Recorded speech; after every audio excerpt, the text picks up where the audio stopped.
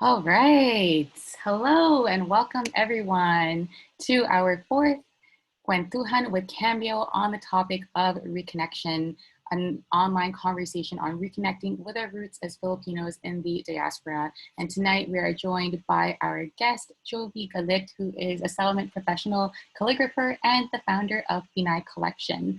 So tonight's conversation is brought to you by Cambio Co. And for those of you who are new to us, welcome. Thank you for being here. It's lovely to meet you. Cambio Co., we are an ethical fashion company based here in Toronto, colonially known as Toronto, and we specialize in pieces that are designed and handcrafted in the Philippines. So earrings, bags, fashion accessories, all pieces that are created in order to provide sustainable livelihood to Filipino artisans and also celebrate Filipino craftsmanship, culture, and heritage. Our goal is also to use fashion as a medium to tell our stories as Filipinos and to really celebrate our history and provide tangible ways for Filipinos in the diaspora to connect with their heritage, because there's something truly so powerful being able to wear your heritage, which is our rallying cry and one of our core advocacies, not only to wear something that is, physically made in the Philippines, but also to wear something that carries our stories and that really celebrates our rich history and heritage. So thank you all for being here. And our Instagram is Cambio_Co, and of course the hashtag is Wear Your Heritage. So I would love to invite you all tonight to post about this evening, post things that you're learning, post things that you love, and we would love to reshare you on our platforms to share some of the learnings and insights that you have with the rest of our community. So yeah, so that is Cambio Co. And just a little bit about who we are as a team. We are 3 people. Really a small team. I am your host for this evening. So my name is Gelaine Santiago. I'm the co-founder of Cambio Co. And I am based in Toronto. And this is a topic that is really personal to me, of course. One of the reasons actually that we ended up creating Cambio Co. was actually because of my own search for reconnection with my roots and trying to understand my own heritage and my own identity and what that all meant. And so, I've had the privilege to really be able to unpack a lot of that and to be on this journey of reconnection and healing through Cambio Co. over these last 4.5 years. And so I'm really excited to be able to have this conversation with you all tonight. And be able to learn from you and learn from Jovie, our guest, as well. And then, of course, I have my team members as well. So Jerome, who is my fellow co-founder and also my life partner.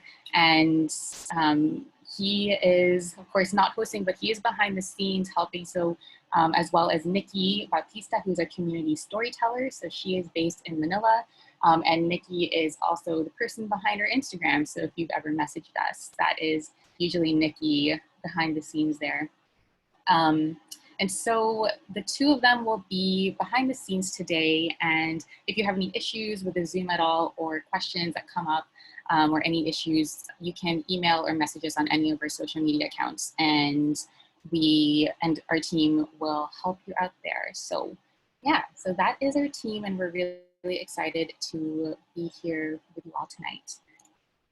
And today we are talking about reconnecting and healing as individuals in the diaspora, but it's also important to acknowledge that we are also here as settlers on stolen land, and that as we heal ourselves, as much as this is a very personal journey of healing, we must also heal our communities and bring that outward. So we'd like to take a moment to acknowledge that the land we are gathering on today as guests is the traditional territory of many indigenous nations, including the Anishinaabeg, the Chippewa, the Haudenosaunee Confederacy, the Huron-Wendat peoples, and most recently, the Mississaugas of the Credit River. We acknowledge that long before European settlers arrived and stole this land, known colonially as Toronto, this territory was the subject of the One Dish, One Spoon, Wampum Belt Covenant, an agreement between the Haudenosaunee Confederacy, the Ojibwe, and allied nations. And today, this land continues to be home to many indigenous peoples from across Turtle Island, known colonially as North America. We recognize that we are settlers on this land and that we have a responsibility to unlearn our roles and to work towards dismantling white supremacy and colonialist forces that continue to oppress and brutalize Indigenous peoples to this day. So this land acknowledgement is truly a small but first step towards reconciliation and honoring the Indigenous peoples and the living history of the lands we reside on as settlers. And of course, we would also like to state our solidarity as we join the fight for Black liberation. And we do stand in solidarity with the Black community, as well as standing alongside our friends, our family, our kababayan, and our fellow Filipinos as they continue to fight against oppression in the Philippines to this very day and at this very moment. So thank you all for being here and taking part in our Kwentuhan with Cambio series.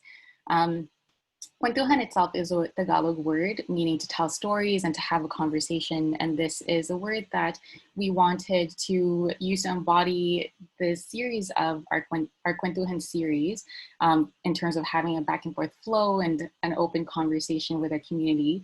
And this word is what we use to guide us as we planned this storytelling series, but also it's a word that we use to guide us at Cambio Co. So really, we believe in, we've always known that we were more than just a shop, and we've always wanted to be a platform to really celebrate our full heritage and explore our identities and be able to learn and unlearn together. And so we're really honored to be able to share this space and hold this space with all of you, and thank you for being here. For those of you who, if this is your first one, that's excellent. Well, thank you and welcome for being here, or thank you and welcome here.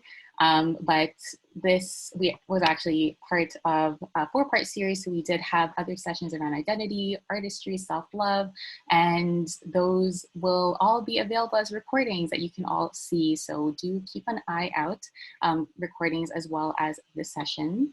And so we're also honored to announce that this is in partnership with Kape Philippine Coffee. So Kwentuhan, as I may have mentioned, is always best enjoyed over some drinks. So I've got some tea here, it's late.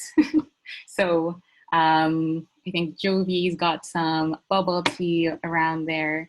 But hopefully you all have a nice drink to enjoy alongside our Kwentuhan this evening. And so we are partnered with Kape, who is a Canadian social enterprise promoting direct-to-farmer coffee from Philippine Indigenous women growers and roasted in small batches. So we hope you stay tuned because later this evening, we do have a very special surprise courtesy of our friends at Cafe.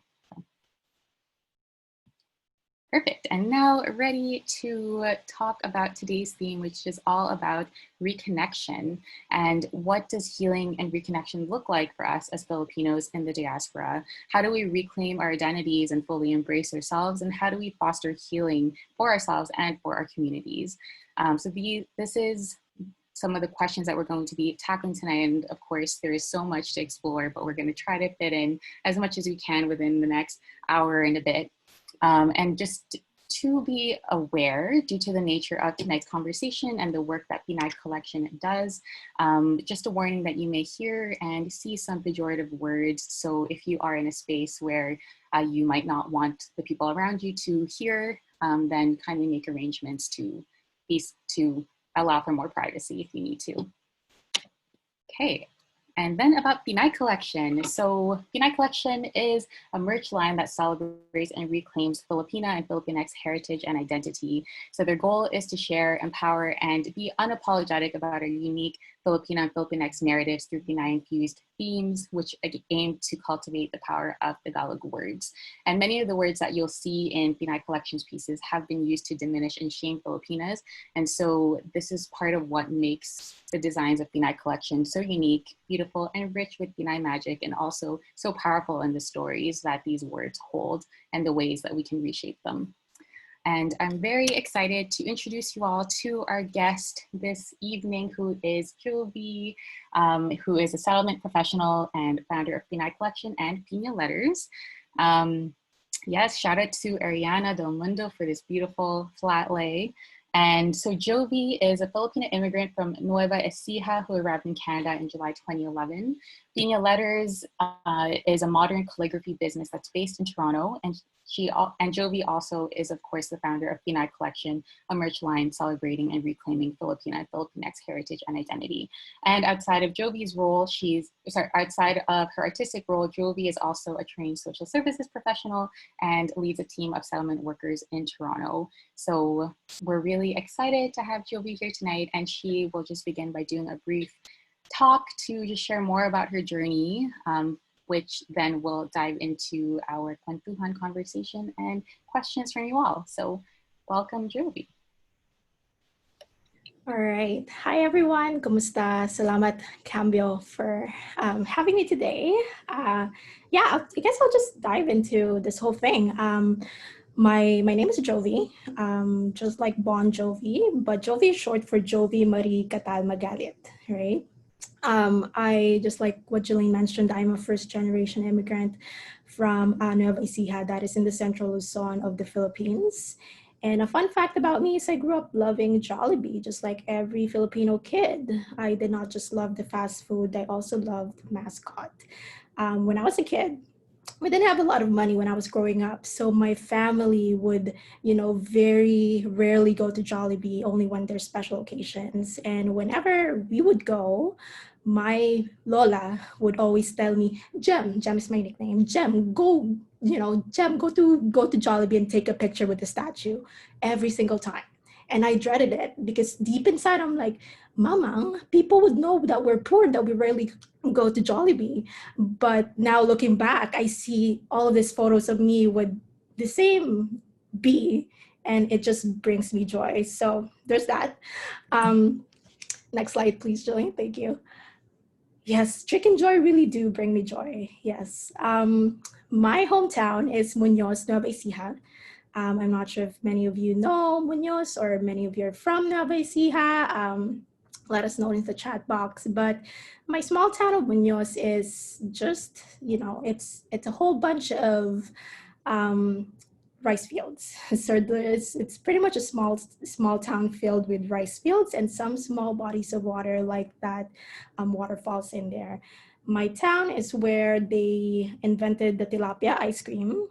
My town is also where I don't know if you folks saw those patties, those rice field patties with the illustrations of famous Filipino personalities. That's my hometown. And that's my lolo and lola and my, tilapia ice cream. And that's my lolo and lola and that's my younger brother. So if you can go to the next slide. So that was where I came from. And naturally, before I talk about reconnection today, before I talk about healing, I would love to talk about my migration journey because this is a huge part of who I am. So my migration journey is just a whole bunch of different emotions. I came here to Canada when I was 18 in July 2011. And in my first 3 to 4 years of settlement, I lived in Listowel, Ontario. And I'm not sure how many of you know Listowel, but Listowel is such a small town. We're talking about over 7,000 people. And when I say over 7,000 people, 7,000 people are white people. And when my friend Carla, I think Carla is over here, when my friend Carla looked up the stats for me, the census in 2016, there's only about 20 Filipinos. And I'm pretty sure that when I left around that time, 2016, the municipality was so sad because their number of Filipino people went down to 19. So it was really isolating. That's to start off.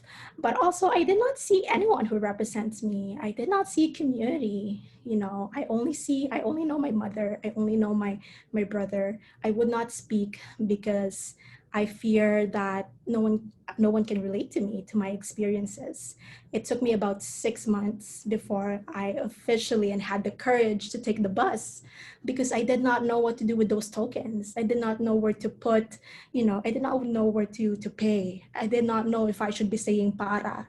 I did not know how to stop the bus. I feared that the bus driver would just make fun of me just by entering, just by having that presence in that bus. So it's a lot of anxiety and fear molded into one ball of just mixed emotion. It's really hard to explain. On top of that, there was also a repression of identity. You know, as a Filipina growing up in the Philippines, I was told that I need to use whitening products, Eskinol, papaya soap to look beautiful. And even when I came here to Canada, about a couple years, I was still using these products. Right in the middle of winter, I'm trying my best to lighten my skin so that people would stop looking at me or telling me that I'm exotic, just so I can avoid those microaggressions on a regular basis.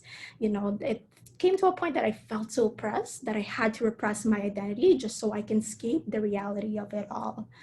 There was also family separation and reunification that didn't help that much.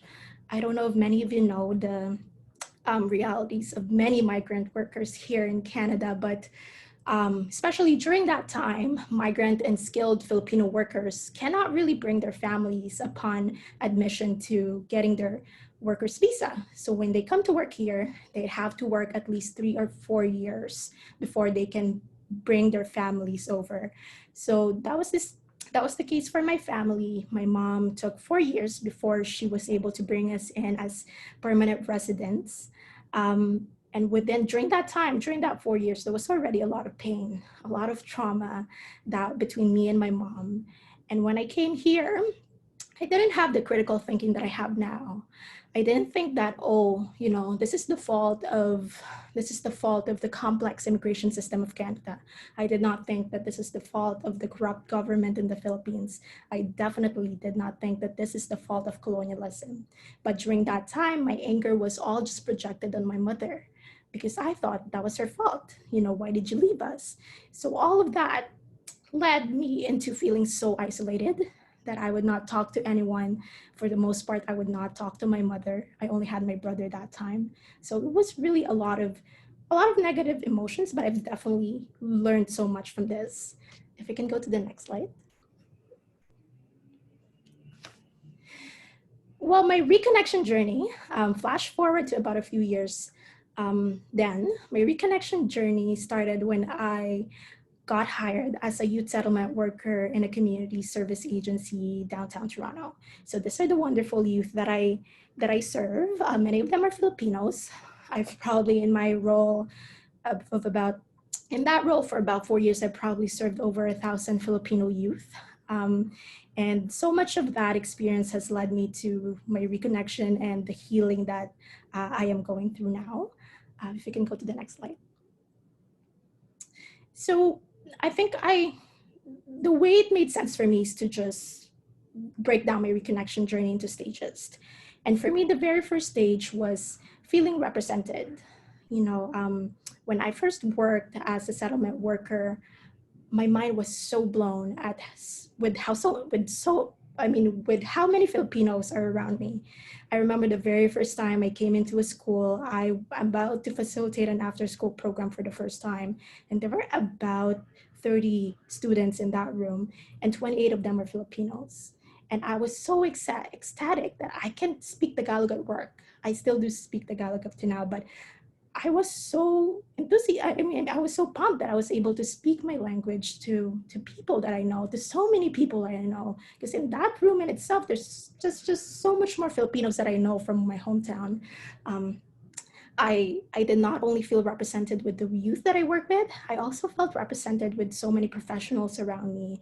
I see many Filipino settlement workers, Filipino counselors in my work, in my field. I ended up working with a lot of Filipinos over time. So that really gave me a whole bunch of confidence and a sense of belonging.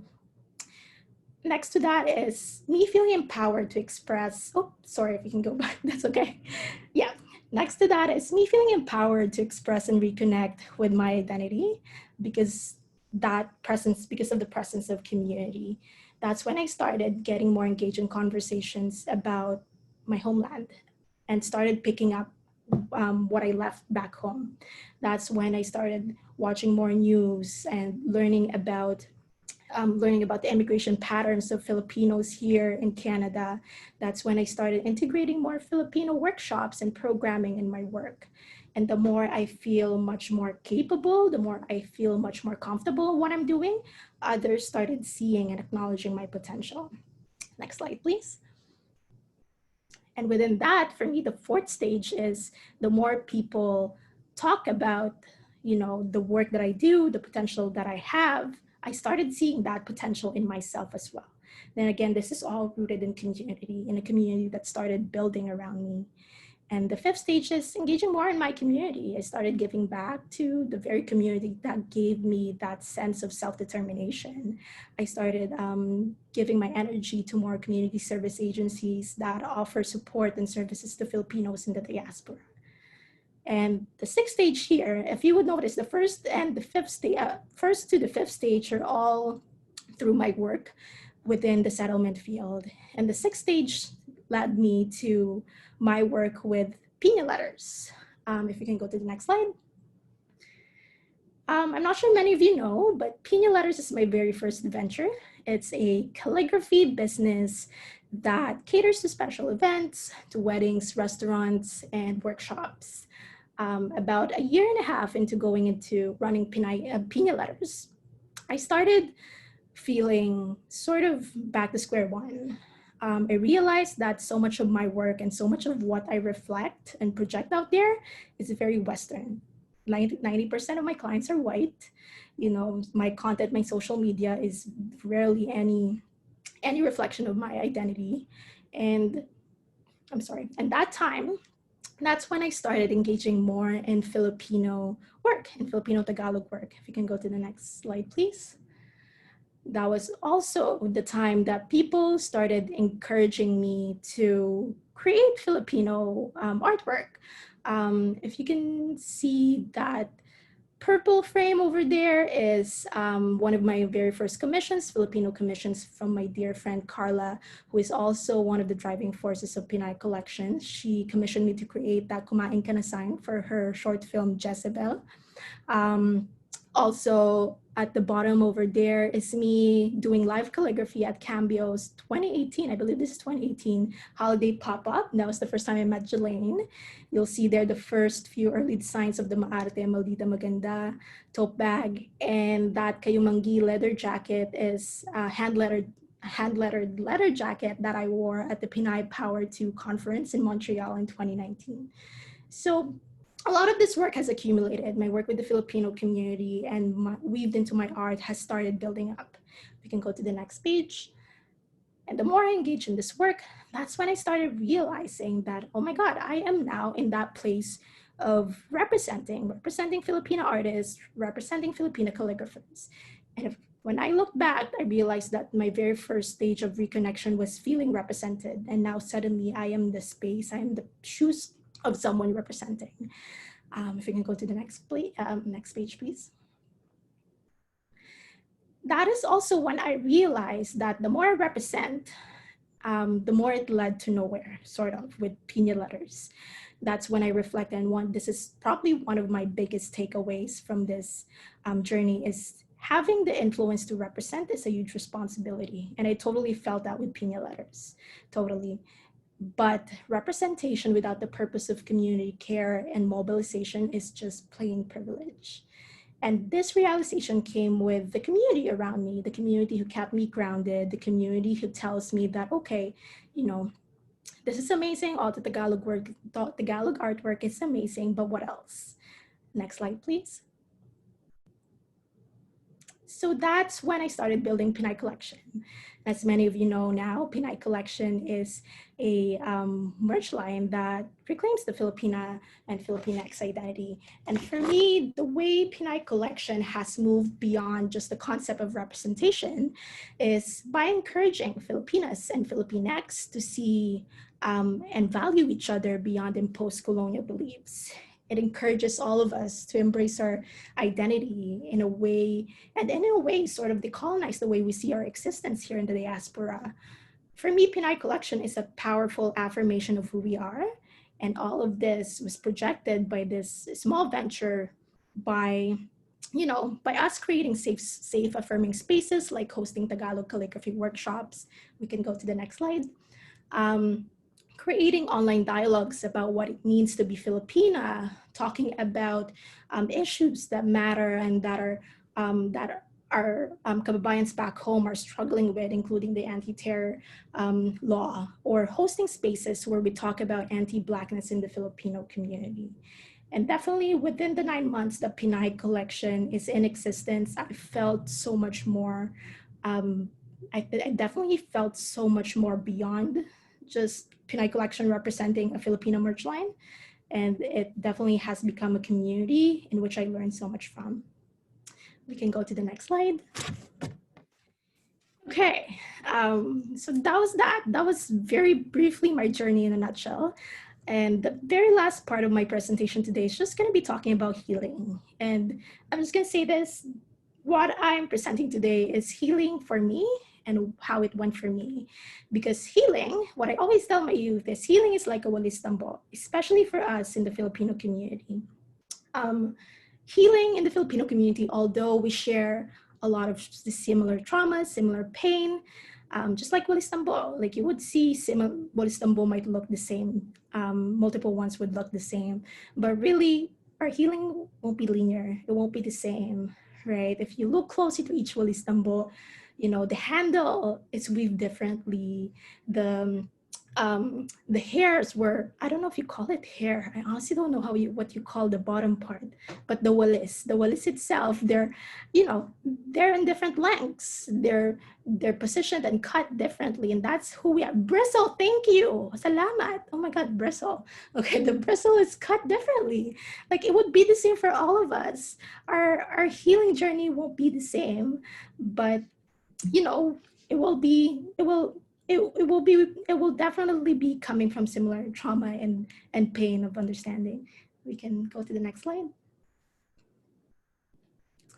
For me, what healing looked like is, you know, connecting with healers, especially Filipino healers. It really helped to have healers who understand what I go through and who understand who I am. Definitely connecting with community is the very forefront there, and my family, understanding my elders, understanding where I came from, and also decolonizing my practices and my way of life, knowing how to manage pain and trauma in a way that works for me. If we can go to the next slide.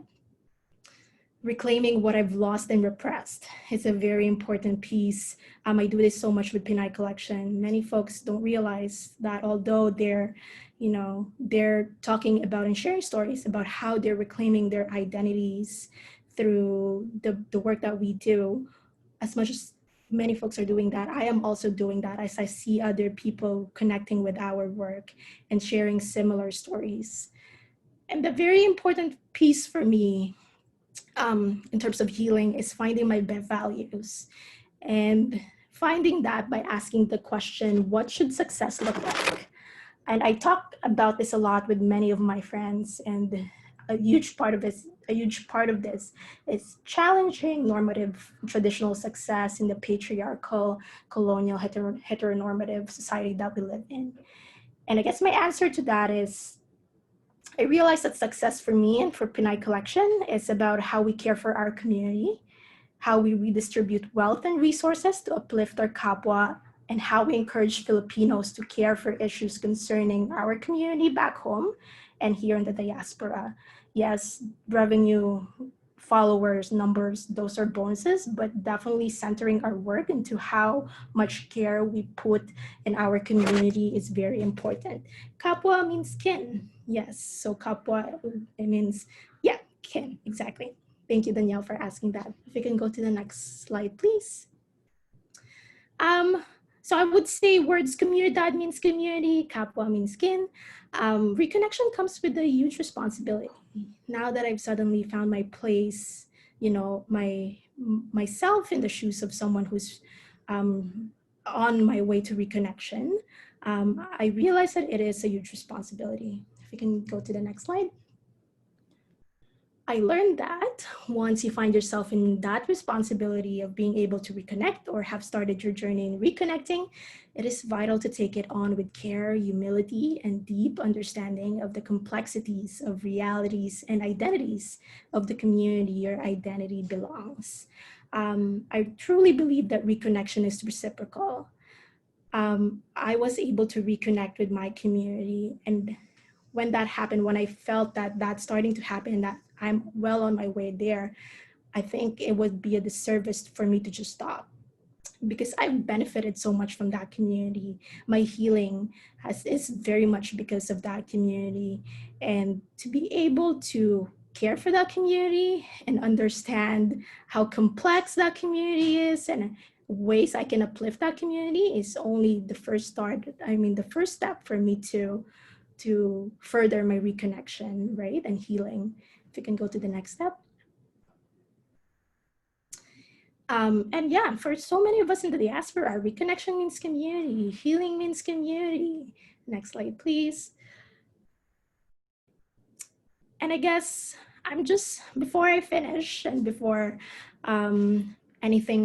before we move into the next part of this Kwentuhan, I really just want to ask you all a question, or I want to give you all a question to take away. You don't have to answer this right now. But I want for you to hopefully take this with you and reflect and ask yourselves, how do we ensure that as we reach healing and reconnection, our comunidad in the diaspora and the motherland is healing too? If we can think about our positionalities, if we can think about our capacities as Filipinos in the diaspora, and ask ourselves, how can we better support, our community here and the diaspora, and also their fight to liberation, their fight to sovereignty, their fight to real democracy, and how do we use our privilege and able to make all of this happen? So yeah, I think that's my last slide. But before I officially finish, I really just want to quickly say that my journey is not unique. Probably so many of you here have similar journeys as I do. And I think I'm very privileged to be given this opportunity, thanks to Cambio. But also I'm very privileged to, throughout this journey, to have been uplifted and seen and valued by so many Filipinas around me. And I think some of them are here. I just want to give them all a quick shout out alphabetically, I think. If I didn't mention you, I'm so sorry. I tried looking the names up at the very beginning, but Ariana is here, Ashley, Isabella, Carla, Kella, Sarah is here, Steph, Vis, and Jonah. If I miss anyone, please message on the chat. I'm gonna give you a huge shout out later on, but maraming salamat to all of you, and Gelaine too. Maraming salamat to all of you for being there for me throughout, and to all of you who are listening to this story. Thank you. That's it. Yay, amazing. Can we all just clap ourselves?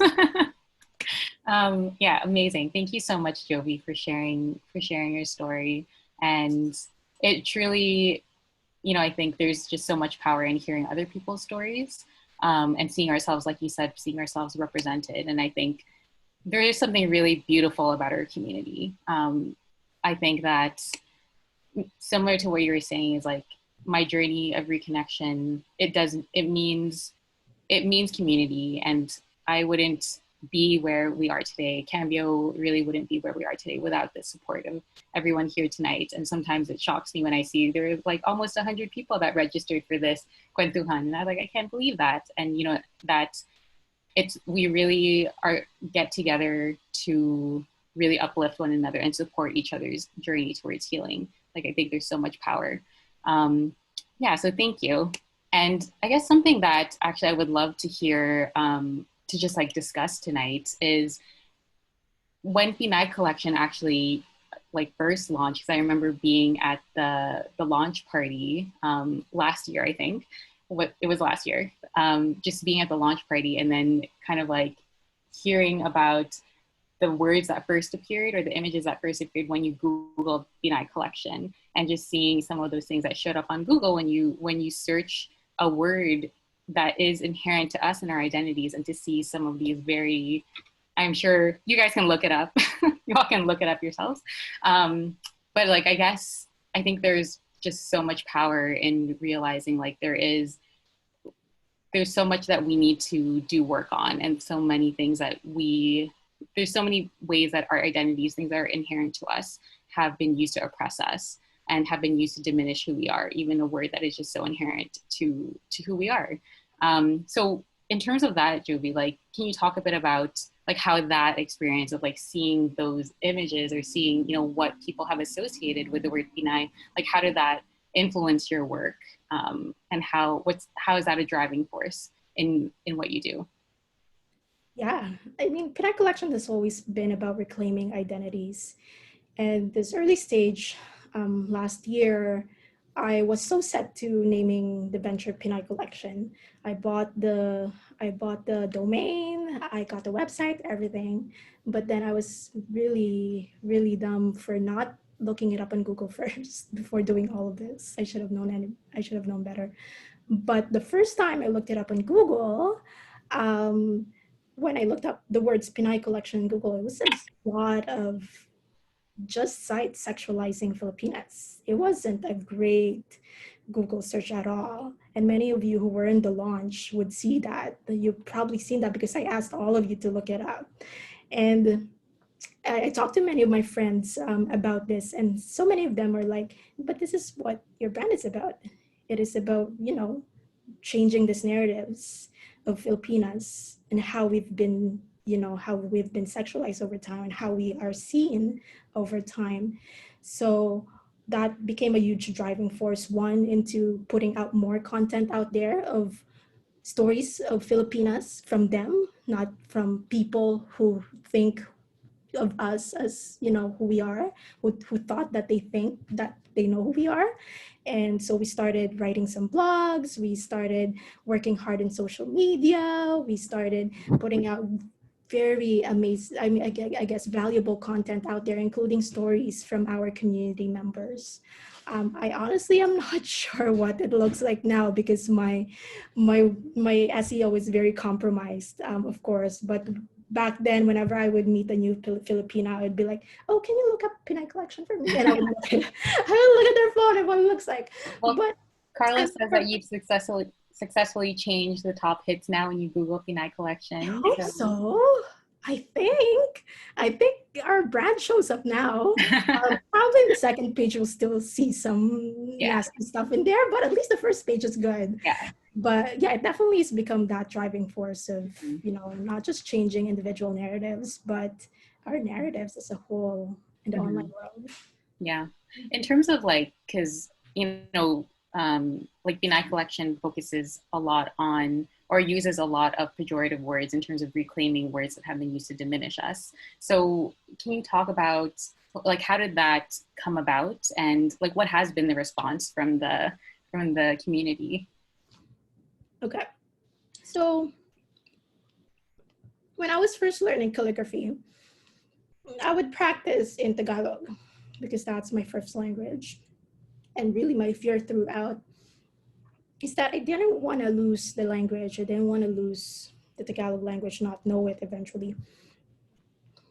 So whenever I would practice, I would use swear words because when I speak Tagalog, and many of my friends can attest to this, I speak a lot of slangs, what we call kalye, like street Tagalog. So I would practice in words like puñeta, I would practice in words like putang ina, right? And all of that. And I was like, oh my God, this is so beautiful. It felt so empowering being able to swear something, but write it so beautifully. So that was really a huge part of it. But then when I launched it, I was expecting a lot of people not really understanding what we do. Actually, in the launch, there was this one tita who continuously asked people around and asked us to change our minds about the words, because she's like, oh, why are you reclaiming, or why are you representing bad words? Why can't you celebrate good words? And despite me explaining what the purpose of the brand is and purpose of this whole thing is, she still doesn't get it. So that was a small part of the evening that sort of encouraged me more to, you know, continue the work and change the narratives, not just within, you know, not just the narratives that our oppressors have bestowed upon us, but the narratives that many of those in our community also think about themselves and about us. Um, I still get some messages every now and then, not as much as I used to. I still get messages from our ads saying "shake my head, shame on you," right? But I'm kind of used to it, Yeah. and I'm glad that it's so much less than what I expected. I'm glad that there's so much more people who are embracing what we do and finding it beautiful. Mm-hmm, for sure. I just want to mention actually that if you have questions, like feel free to drop them in the chat, and we might not be able to get through all of them right now, but we will have like a full-on Q&A from the audience later on. But feel free to drop in your questions throughout, and we'll try to fit them in as we go. But just like switching up about what you were talking about with Pina letters and how, you know, you realize that you were, you know, you're a Filipina founder and a Filipino business person, you know, running this business of Pina letters, but most of your clients were generally white and affluent and, you know, like really, really not the kind of people, I guess, that you yourself felt represented you. And I think that's something that really struck with me because that's a similar story to what we went through with Cambio in the early stages of our business. So we're about 4.5 years into our business now. And at the beginning, we had always wanted to focus our mission on, you know, empowering livelihood for artisans in Philippines and really sharing Filipino stories. But we were discouraged from the onset by mostly by Filipinos themselves, actually, who were telling us things like, you know, no one wants to buy pieces from Philippines. You won't be able to have a business from there.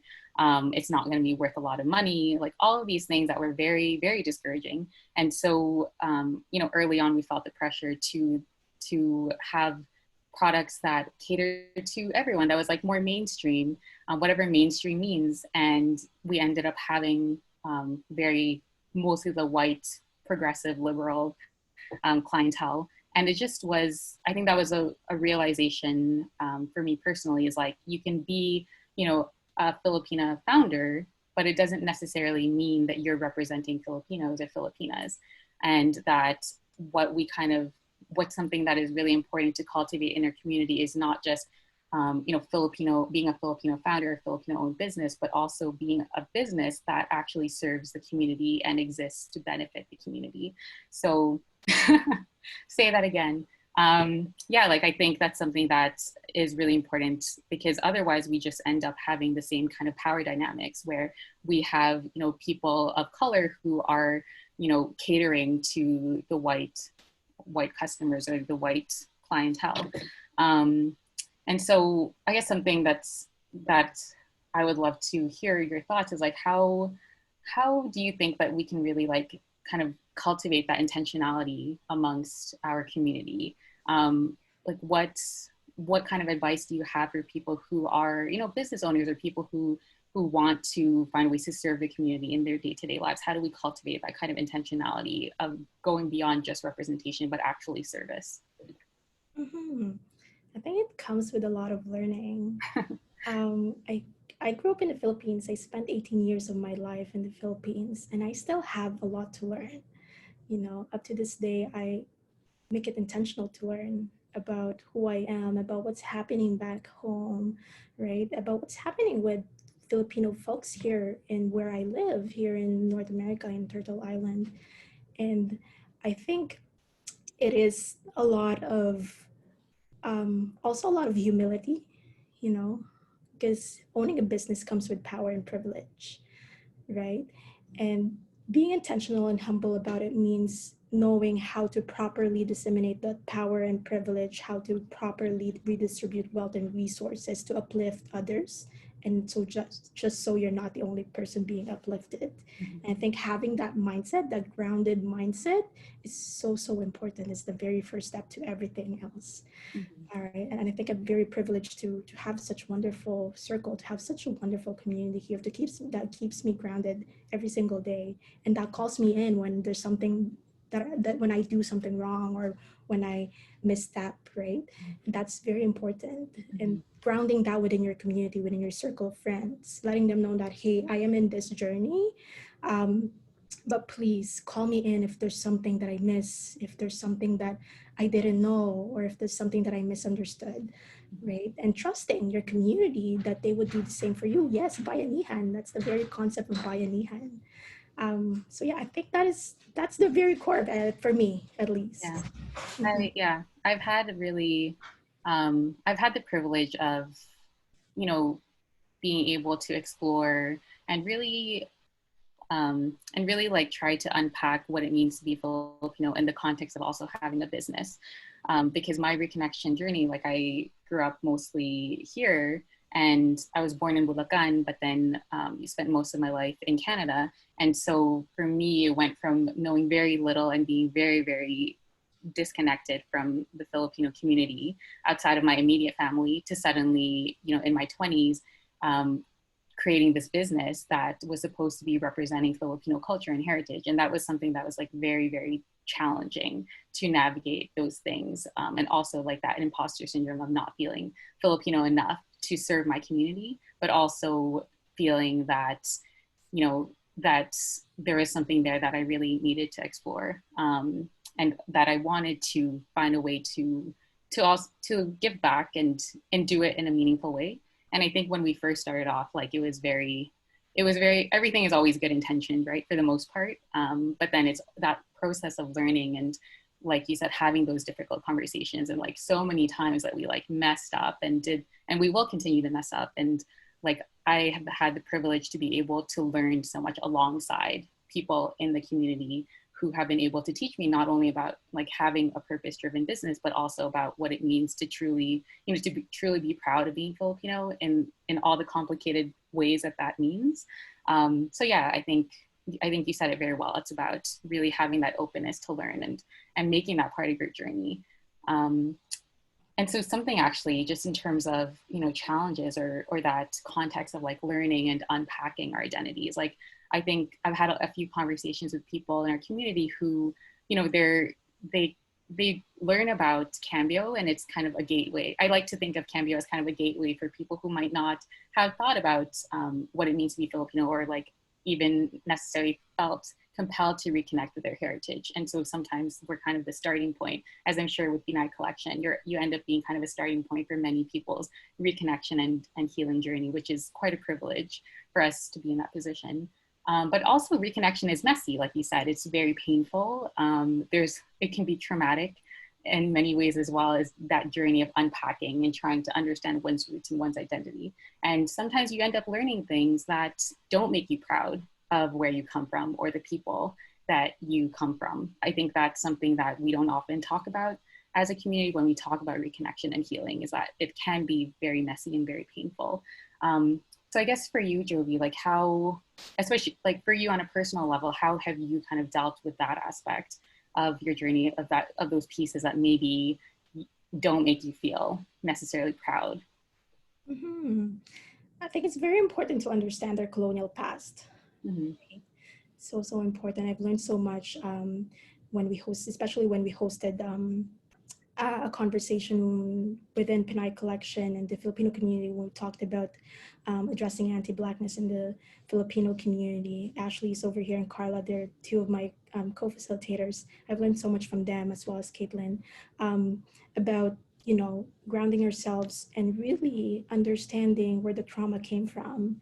And yes, there are some messy parts of being a Filipino, but we are not to blame. We are not to blame our mothers, our lolos and lolas, because they too have endured so much trauma from our colonial past. So understanding what that colonial past looked like, and also trying to keep that in mind whenever we walk through this life and whenever we ended up having to encounter um, a problematic, I guess, and whenever we end up having to encounter a problematic person in the community or encounter a problematic piece of our past, grounding yourself and keeping yourself knowledgeable of, I don't want to, I'm trying to find that word, but I guess trying to keep yourself knowledgeable of how, I think for me, to keep myself knowledgeable of how I've also been complicit of perpetuating similar colonial mentality is also a huge part of my learning, and how I go about, taking this journey, right? Because whenever I'd encounter something difficult about reconnecting, I always think about, okay, is this something that I've perpetuated myself? Is this something that I projected onto someone? And then it makes me reflect and look back, okay, what can I change, right? Or what can I do so that our community can maybe talk about this, or that so our community can reflect on this part of our culture, because it's not going to be perfect. But what's important is how we make amends and how we ensure that um, we we move forward healing together, and we move forward making sure that we try not to make the same mistakes. Yeah, I think you said it very, you always say things very beautifully, but especially that point of, trying to understand what are the reasons behind some of these things that we see that are painful to us. And just from my own personal experience with Cambio, when we were first transitioning, because at first we were Cambio Market and we sold products that, we had products that were from Philippines, but also from Peru and Guatemala. And then eventually realized, that this isn't what we set out to create. I wanted to find a way to support Filipinos in the motherland and, be able to serve our community. And so we did a few events, where it was mostly Filipino audiences, and some of the most discouraging and painful things that I've ever heard were at some of those events from Filipinos themselves. And, some of the things that they were saying were just like, oh, this piece, like these products are too expensive. Like they should be, they're from Philippines, they should be cheap. Like, oh, this isn't as good as France or whatever. Like it's very colonialist thinking and internalized racism, but I didn't have the language for that at that point. And it was very hard and painful to hear. And it almost made us actually just shut down, because we thought, what is the point of having this platform to celebrate Filipino craftsmanship if we don't value it? But that was actually a starting point to help us realize, what is the reasoning behind some of these things that people are saying? What are the roots of this thinking? And like, what are the messages that we've been taught over and over again as Filipinos, that we degrade so much the things that our own people make, or that our own stories. And so that was actually one of the driving forces behind us, starting to share a lot more about the stories and the craftsmanship of our pieces, and really trying to change the way that we share the stories to put the artisans front and center, even more so and more intentionally than before. So I think, like you said, it's really trying to approach things with some healing and some grace, and yeah, just rather than feeling disappointed or jumping to a resentment right away. I think there's a lot of room for us to just to think and ask questions about why that is, and then how can we help to change the narrative. Just there's some wonderful conversation happening, just people sharing some books. I love, this is the second time in our Kwentuhan series that people have been sharing book recommendations, so that's excellent. And some great questions, but I do want to just switch gears a little bit and get you all to just talk about, we talk about reclaiming and the power of reclaiming, particularly the power of words, especially with Pinay Collection and the work that you do. So I would love to actually bring up this slide. My slides reset themselves, so I have to do this awkwardly while you're all listening to me speaking. But earlier when you all registered, some of you actually answered a question about what Philippine word you would like to reclaim. And we got some wonderful responses. We actually got a lot of answers, and it was really wonderful to see. So if you didn't have a chance to actually answer this question, you can feel free to drop it in the chat right now. Love to see what you all have to say. But here are some of the responses that we got. So some things people said is garutay, maganda, simula, mestiza, nawala.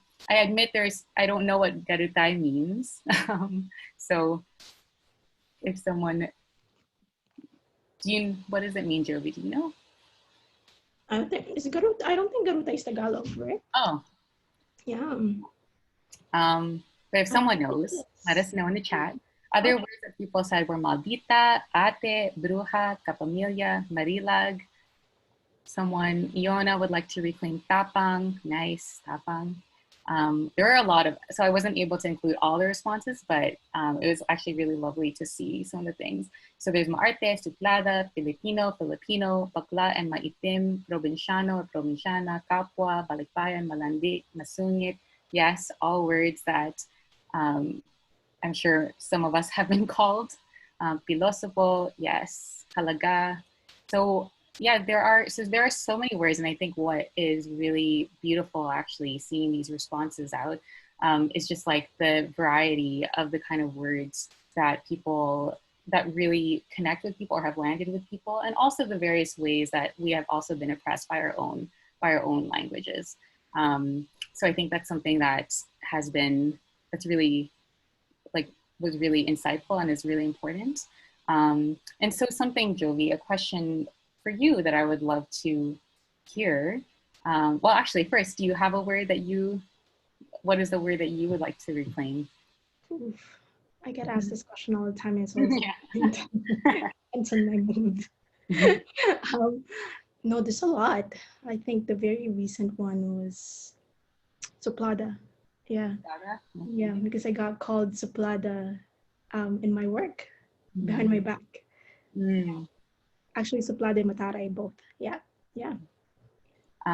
For me, it's walang hiya, because that's something that my parents said to me all the time whenever I spoke up or said anything or chose to do something that they didn't agree with. Yes, Joanna can totally relate. Walang hiya. Yep. Paolo would like to reclaim the word payatot. Oh, payatot. Nice. Yeah, so there's definitely so much in there. And,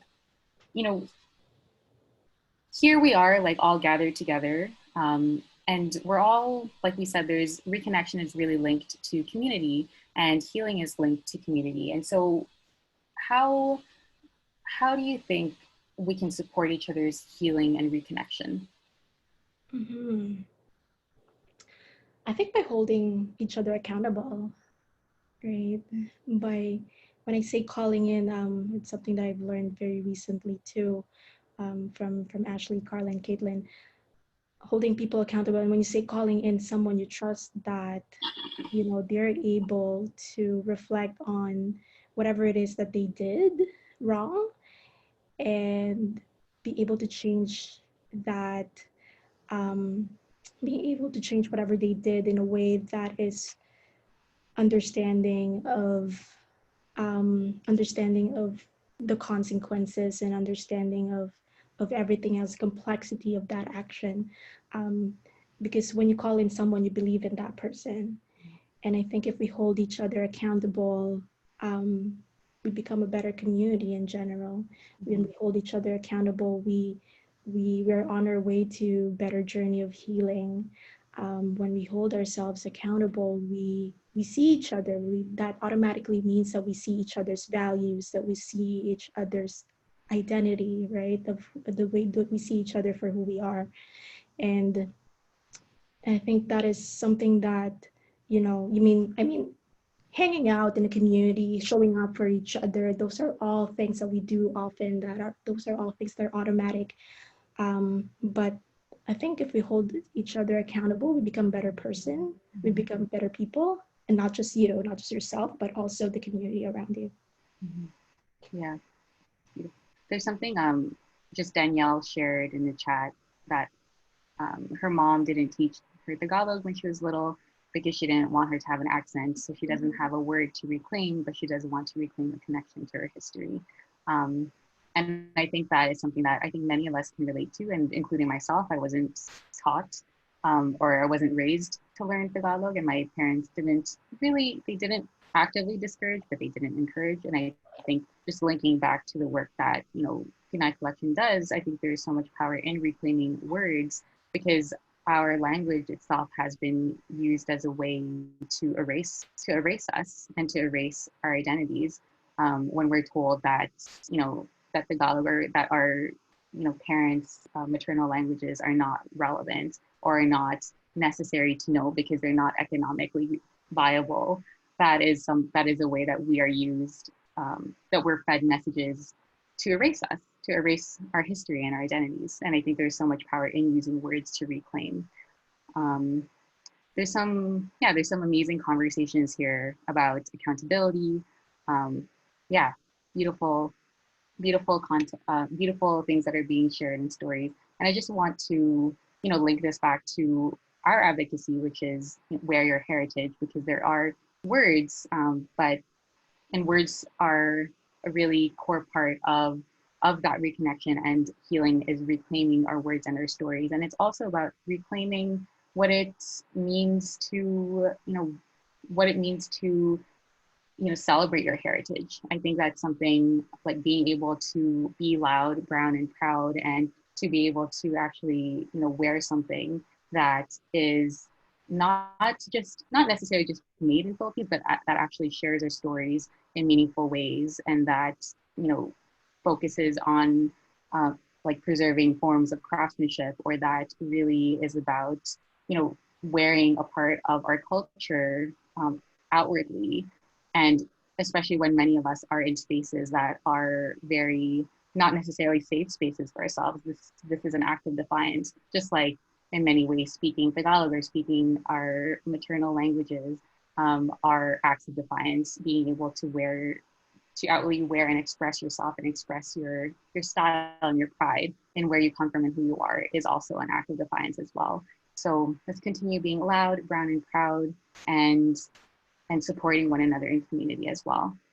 And before we move on to the next part, so I do want to give a special thank you to our partner, Kape. We are going to be doing a little pause right after, but before we do that, just going to tell you a bit about our friends at Kape. And so they have been very generous and have partnered with us throughout our Kwentuhan series. And Kape itself is a Canadian social enterprise promoting direct-to-farmer coffee from Philippine Indigenous women growers, all roasted in small batches. Here is Paolo and Leona. And so they aim to highlight the stories behind each cup and honor the strong women and families behind great coffee, and share how we can make a difference with our purchases.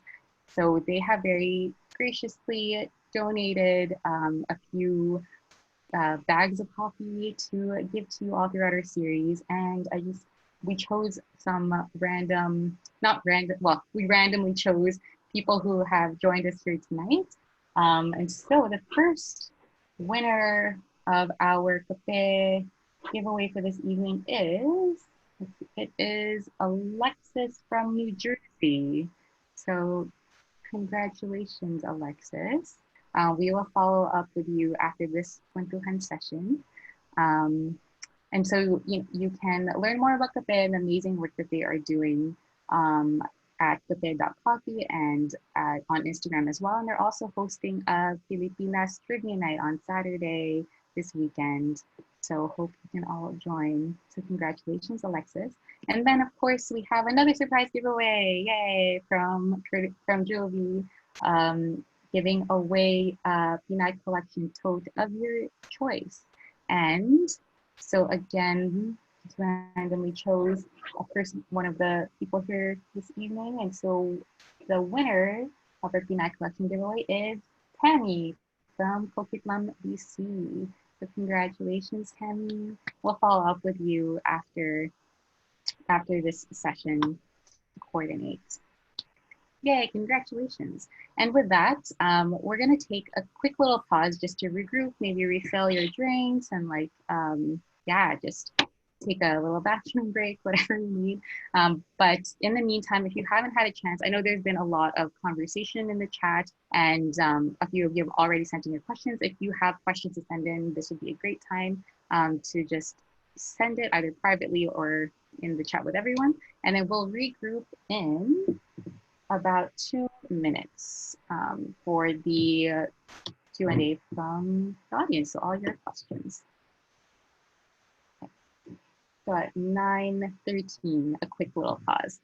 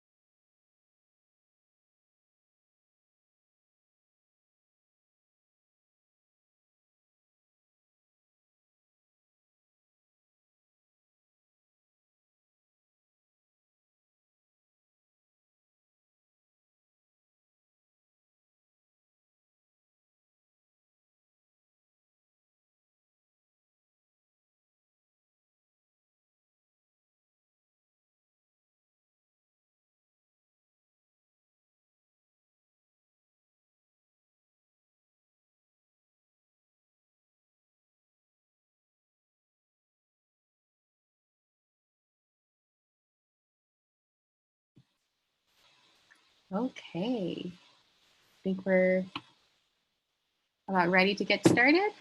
Everyone is.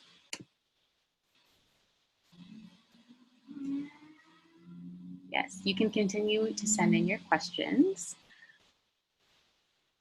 Okay. So, Jovie, if you're ready, just time check. It's 9:13, so we'll go for maybe 10 to 15 minutes or so, seeing how things go, but we aim to be done before 9:30. Okay. So first question, Jovie, would you ever incorporate baybayin into your calligraphy practice? That's interesting. Actually, I've been meaning to learn baybayin. Yeah, and maybe in the future, that's that's part of my roots, definitely. So hopefully, if I'm able to learn it soon in the future, who knows? But yeah, thanks for asking. Now I know that people are interested. Yeah, actually, Paolo and Iona from Cafe were speaking about actually hosting a baybayin workshop. So that is something to keep an eye out on. Yes, lots of people like to learn. Excellent. Yes, lots of people interested. Paolo and Iona, I hope you're taking notes. People's names, yes. But yes, perfect. So baybayin is essentially a pre-colonial form of script, and there's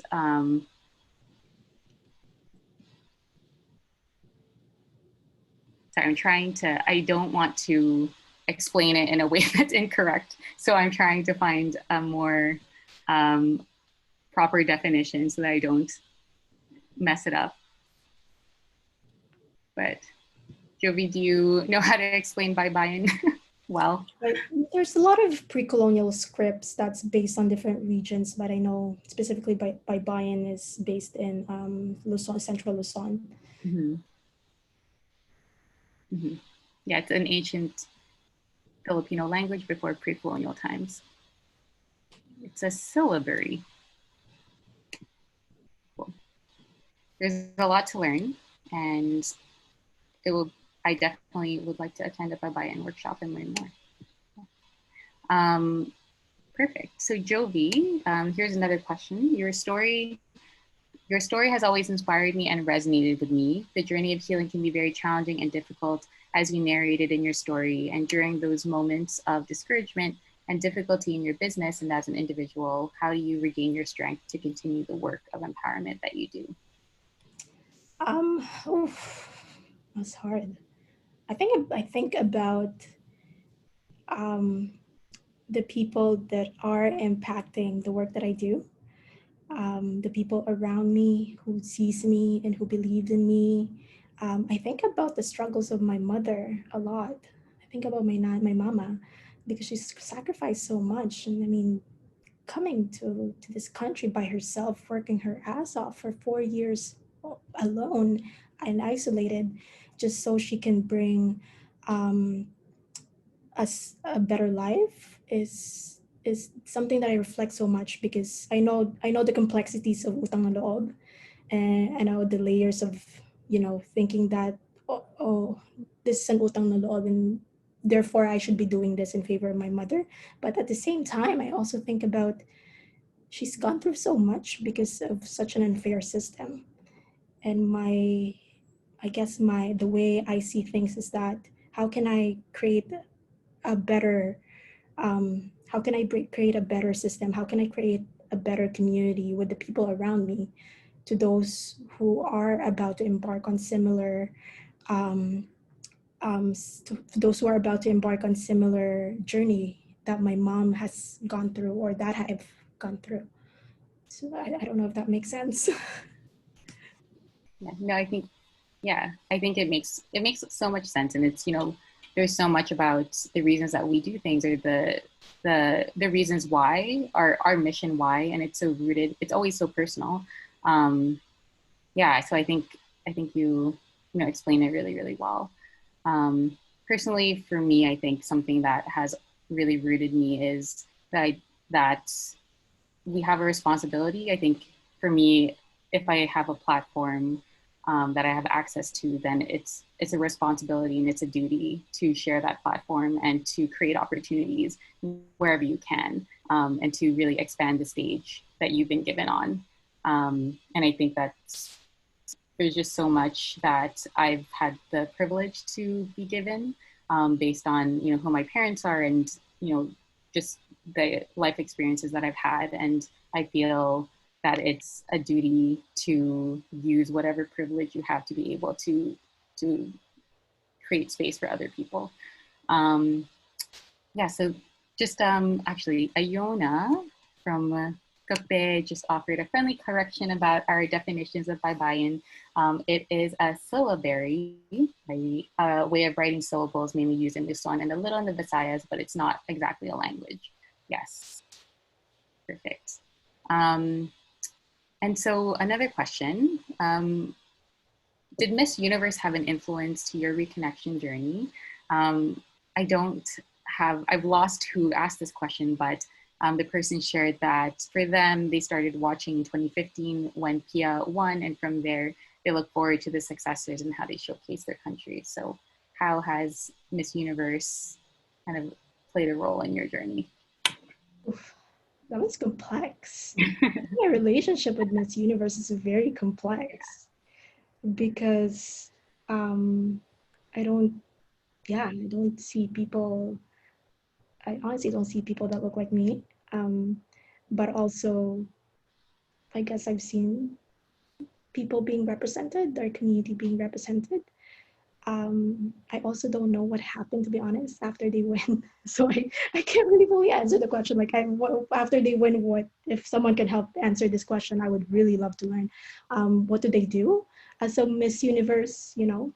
Because that would really impact the way I see this pageantry. But I remember watching it a couple of times, and I think I remember knowing the names of who won at some point, because at that point I was just trying to really cling onto whoever is a famous Filipino, and that was part of thinking, oh, this is who represents me. But I definitely, many of the youth that I work with are really into Miss Universe, and so much of that is the starting point of them feeling being seen, especially in the diaspora. So I definitely cannot take that away from anyone. But yeah, I'm very curious as to what they do after they win. That's really a genuine question from my end. So if anyone knows, let me know. I also wonder the same things. And it is a very complex, Miss Universe and beauty pageants on their own are quite complex. And we're actually have been working on a blog post to publish on Cambio to just explore it a bit further, because there's just a lot to unpack there. But it's, there's a lot of power in having yourself be seen or feel represented. So there's a lot of power in that. Maria Christina would like to actually know, who were your healers, Jovie, and how did you heal? Oh, so many. Have a lot of healers here in Toronto. I don't know if any of you know Jen Maramba. She's a spiritual healer. Who else? Blessed Buon. She's a chiropractor. Who else am I missing? Oh my God. Yvette Markovic. She's a Filipina. I'm talking about, all sorts of healing. She's a Filipina. She's a Filipina massage therapist. So like I try to be mindful of, who I connect with when it comes to physical healing and spiritual healing. So I also encourage you checking out Filipino healers within your community, because you'd be surprised at what you find. Also my Lola. My Lola is my healer. As much as she's brought so much trauma in my life, I would look back and talk to her and unpack things with her, and that helps me heal. My Lola and my mama. So healers are in your families, right? If you initiate the right conversations. Yes. Viz would like to know, when was the first time you ever saw an accurate representation of yourself in mainstream media, if ever? Ooh. Oh. And this is actually a question I would love to ask everyone else too. Ooh, at Pinay Power 2 conference, I remember meeting Ruby Ibarra. And then my friend Carla and we were like on our way back in the train, we were talking about Ruby, and I was like, holy shit, Ruby's like 5 feet tall. She's the same height as us. She has flat nose. She looks similar to us. And we were just talking about it, because we actually saw her in person. And I think that was a huge, huge piece for us to see her perform and speak her words. And it resonated with us so much. So many of those of you who are in Pinay Power 2, so many of you saw me bawl while she was performing, because, it was really a different experience to see someone that looks like you, but someone who is really representing who you are, Yes, cried seeing the Us video for the first time, yeah. They should just like play it. They should just play Us and dance to it. Exactly. Yeah. I think, I don't know, I guess I was just reflecting on it. Like, I don't know. I think the first time I truly felt represented before the Us video and learning about Ruby Ibarra was not in mainstream media, but actually in the social enterprise community. So when we first started learning about social enterprises, which are purpose-driven businesses in Philippines, like for me, I never considered myself very artistic. And oftentimes when I would see performances, or, a lot of the time we would see Filipinos represented in media through music or through film sometimes. And that never really resonated with me personally, and it sometimes made me feel like it was one other way that I wasn't Filipino enough. So for me to travel to Philippines actually and to learn about Filipino social enterprises like Rags to Riches and hearing about Reese and the work that she does, and just seeing Filipinos or seeing Pinays who were running these amazing businesses that were also focused on social impact and community, that was the first time that I felt really represented. And it was a really powerful experience. Like I do remember reading that article about her and just feeling like there's a space in this world for someone like me. So there is like so much power in that. Yeah, oh, Tia Carrera. Yeah, she was the best. I love Tia Carrera. Yeah, just amazing. And yes, DJ Cotton Candy, yes. Yeah. Oh, amazing. I'm gonna go through this chat after and like go just like watch YouTube. Another question. So career-wise, there's a tendency for Filipinos, not all Filipinos, but some Filipinos to lean towards science and health-centered occupations. So did you receive any negative opinions or discouragement from other Filipinos, if any? And how did you defend the path that you took?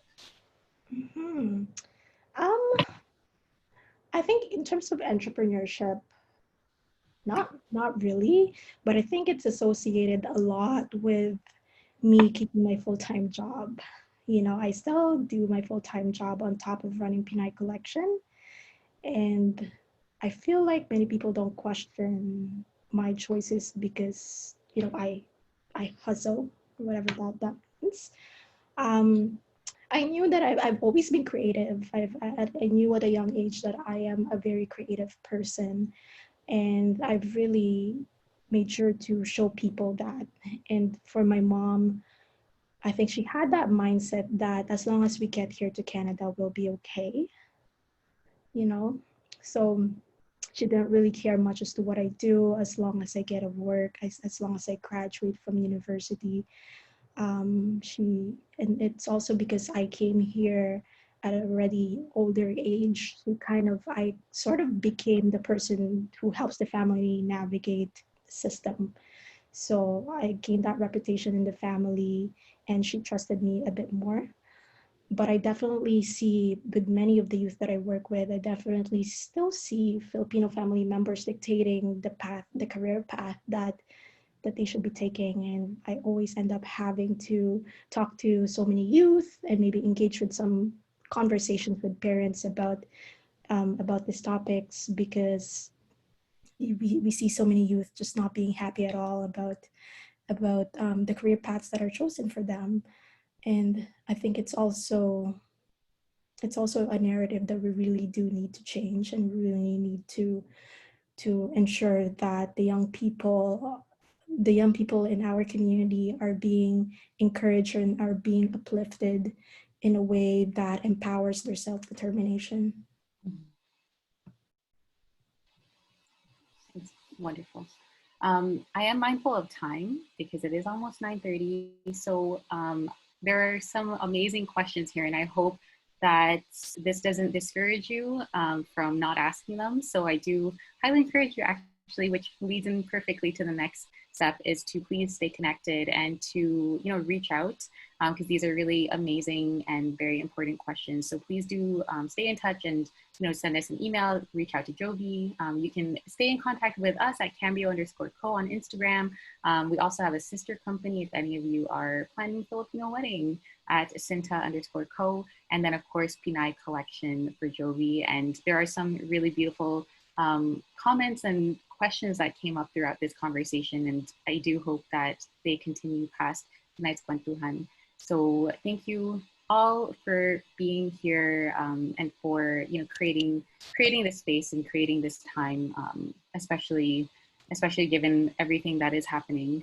So thank you all, and especially to many of you who have attended multiple Kwentuhan sessions. It means a lot for your ongoing support. I always say that we truly have the best community, and yeah, I feel it time and again. So thank you all. Yeah. You can, I'm seeing wonderful things in the chat, so please do stay connected. And of course, the recording will be released for this session in the next, tomorrow, which is Thursday. So we will be releasing the recording to tonight's session and the previous Kwentuhan sessions as well. So thank you all. Have a good evening.